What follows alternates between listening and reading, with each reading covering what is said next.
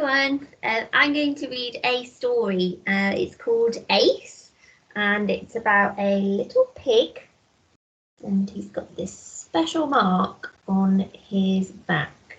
It's by the author Dick King-Smith, and it's a bit of a thicker book.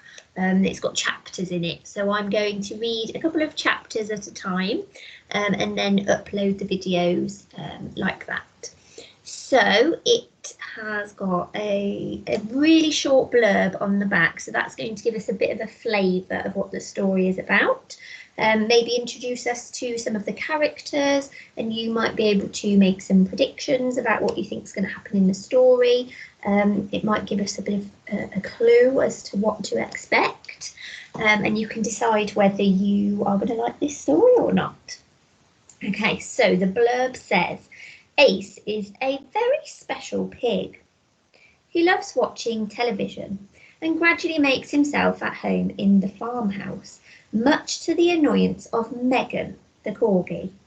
Megan is determined to keep Ace out, but Ace is the great-grandson of Babe, the sheep pig, and he's full of surprises.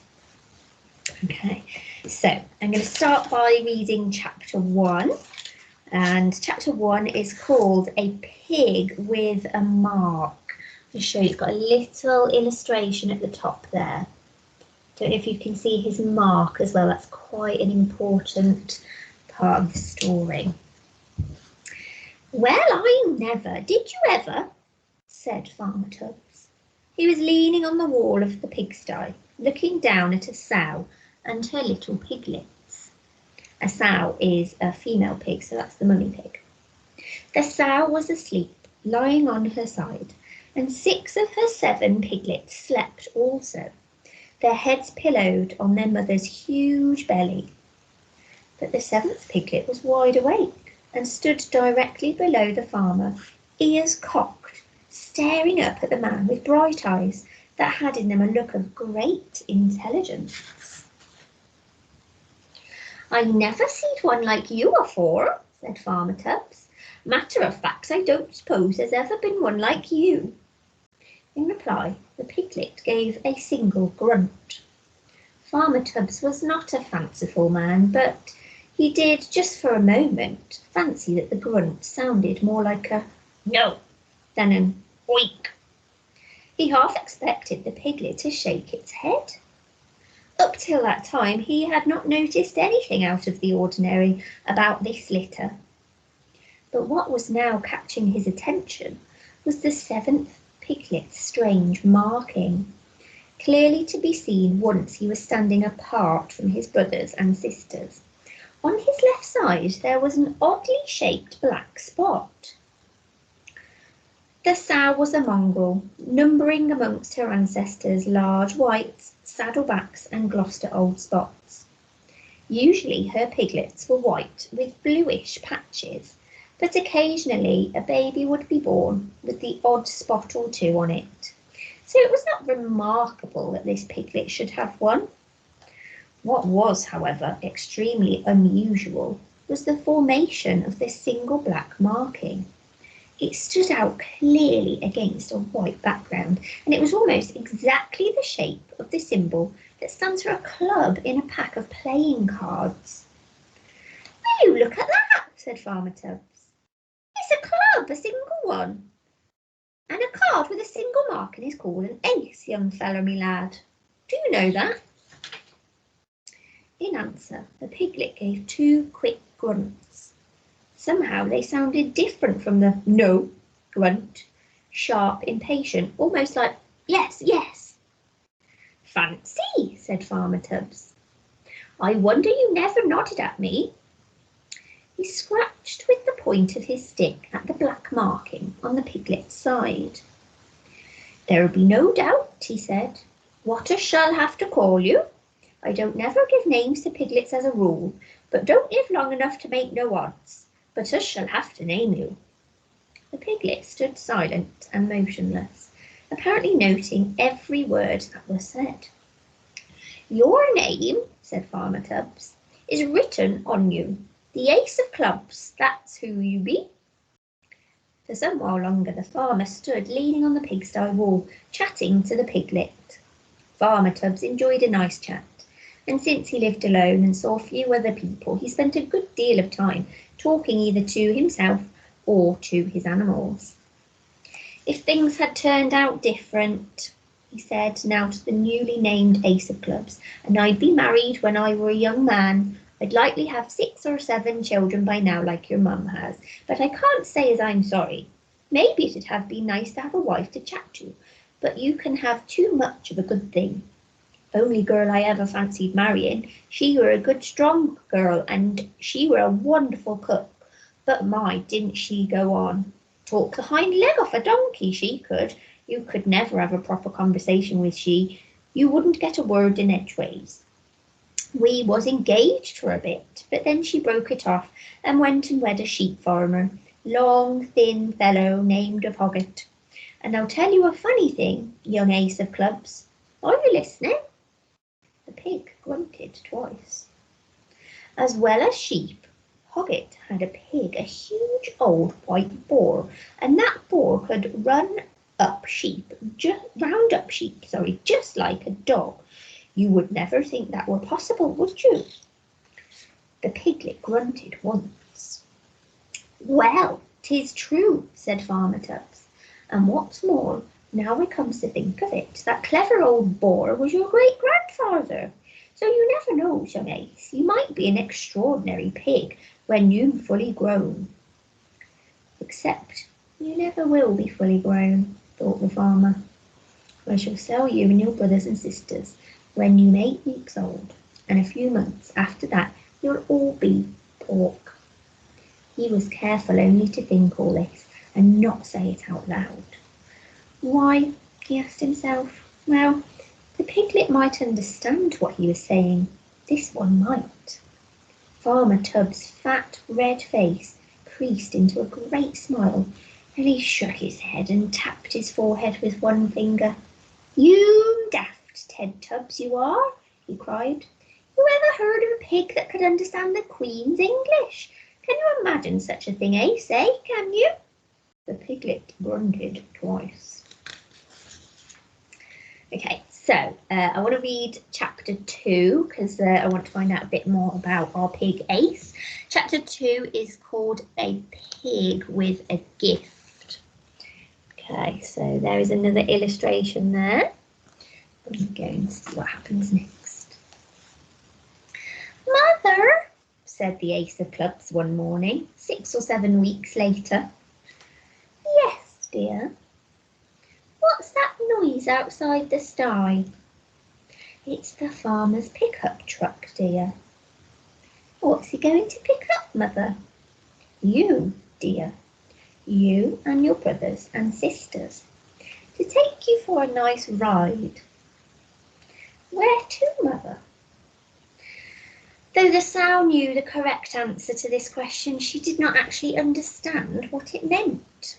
Over the years, all her children had disappeared to this destination at a certain age, and to be frank, she was always quite glad to see them go. Raising a litter of ever-hungry piglets was so demanding. You're going to market, she said comfortably. Well, where's that? It's a place, said the sow, a very popular place for a holiday, I should imagine, judging by the number of animals of all sorts that go to market. You'll like it there. You'll make lots of new friends, I expect, and have a lovely time. Ace's 6 brothers and sisters grew very excited at these words and ran round the sty squealing, but Ace stood still and looked thoughtful. But Mother, he said, why do we have to go to market? I like it here. I don't want to go. Why must I? Why must you ask so many questions? Said the sow sharply, and she went into the inner part of the sty and flopped down in the straw with a sigh of relief at the thought of a bit of peace. She listened drowsily to the sounds of Farmer Tubbs catching up the squealing pigs and putting them into the net-covered back of the pickup truck, and then the noise of it driving away. She closed her eyes and slept. But when she woke up later and went outside again, a shock awaited her. Ace had not gone to market. "Hello, Mother," he said. "Why have you not gone to market?" asked the sow peevishly. "I didn't want to go, I told you." "Didn't want to go? It's not a question of what you want or don't want, it's what the farmer wants. Excuse me, why didn't he take you?" "I told him. He said to me, 'Do you want to go to market?' And I said, 'No.'" "You stupid boy," said the sow. "How could he have possibly known whether you were saying yes or no?" "Because I've been training him," thought Ace. 2 grunts for a yes, 1 grunt for a no. I think he's learned that now. "And how could you possibly have understood what the man said?" went on his mother. "Pigs can't understand people's talk." "Can't they?" said Ace. "That's odd," he thought. "I can." "No, they certainly cannot," said the sow. "No pig has ever, and no pig ever will. I never heard such rubbish. But I still can't think why he took the rest and left you." Just then they heard the sound of the truck returning. The engine was switched off and footsteps approached the sty. "There," said the sow with a sigh of relief. "He's come back for you. He must have overlooked you when he was catching them up." "You didn't want to go to market indeed. Oh, you stupid boy." Farmer Tubbs's face appeared over the pigsty wall. "Don't look so worried, old girl," he said to the huffing, puffing, grumbling sow. "You'll get your rest all right. I'm taking young Ace away now. Say goodbye to your mother, Ace." "Goodbye, Mother," said Ace. "Goodbye," said the sow, and then, feeling she'd been a trifle rough on him, added, "Dear, and have a nice time," and waddled inside to lie down again. Farmer Tubbs waited a moment, elbows on the wall top, and looked down at the piglet he had decided not to take to market. "Saved your bacon, I have, for the time being any road," he said. "Not that you could know what I'm talking about, though I dare you'll get to know what you're called in a while, like a dog would, eh? Ace! Ace, that's your name, my lad, the ace of clubs. Human beings like playing games, you see, and you can play a lot of different games with a pack of cards. 52 of them there are in a pack. Spades, hearts, diamonds and clubs.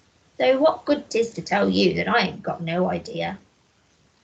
He opened the door of the sty and came inside, closing it behind him. The last thing he wanted was the piglet loose in the farmyard, dashing about all over the place. He expected that it might be a job to catch it even in the sty, and that, when caught, it would squeal and kick and wriggle, as its littermates all had. "Steady now," he said as he approached it. "We don't want no fuss." But Ace stood quite still, allowing no sound or struggle. "You're an extraordinary pig, you are, young Ace," said Farmer Tubbs as he carried the piglet out. Because it lay so quietly in his arms, and because it was already quite a weight to carry, the farmer decided to risk putting the piglet down on the ground outside so that he could bolt the sty door the more easily.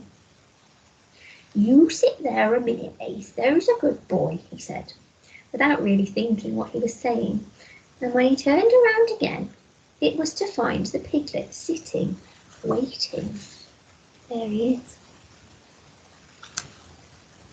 "Well, I never, did you ever?" said Farmer Tubbs. "Anybody would think—" "Oh, no, don't be so daft, Ted Tubbs." He stared at the ace of clubs for a long, thoughtful minute, and the ace of clubs stared back, sitting silently on his hunkers. Then Farmer Tubbs cleared his throat, nervously it seemed, took a deep breath, and turning away said, "Walk to heel then, Ace," and set off across the yard. Looking down, as in a dream, he saw on his left side the piglet marching steadily along, its pink snout level with his heels, the strangely shaped black emblem upon its flank showing proudly for all to see. And perhaps because Ace was marching so smartly, Farmer Tubbs was reminded of his own days as a soldier many years before, and he squared his shoulders, threw out his chest and pulled in his stomach. Left, right. Across the yard he went, until they came to the door of a loose box on the far side.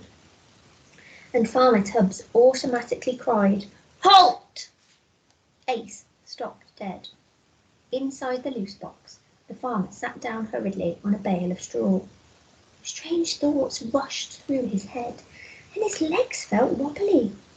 He licked his lips, and once again taking a deep breath, said in a hoarse voice, "Ace, lie down." Ace lay down.